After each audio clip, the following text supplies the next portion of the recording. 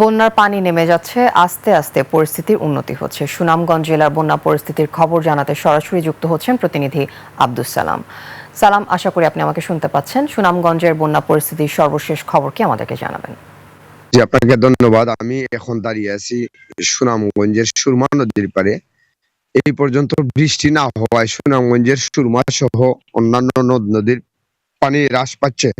বৃষ্টি না হওয়ায় সুনামগঞ্জের সুরমা, কুশিয়ারা, রক্তি, ঝাদুকাটা, বুলাই অন্যান্য নদ নদীর পানি কিছু হ্রাস পেয়েছে। আজ বুধবার সকাল 10টায় পর্যন্ত সুনামগঞ্জ থেকে পানি নেমে যাওয়ায় ইতিমধ্যে যানবাহন চলাচল শুরু হয়েছে। তাছাড়া তাহিরপুর, চাতক, বৈদ্যনগর সহ বেশ কয়েকটি গ্রামীণ সড়কে জলের পানিতে তলিয়ে গেলেও বর্তমানে সেই সড়কগুলো থেকে পানি নেমে গেছে সুনামগঞ্জ। পানি উন্নয়ন বোর্ডের নির্বাহী প্রকৌশলী এমদাদুলের সাথে আমরা কথা বলেছিলাম।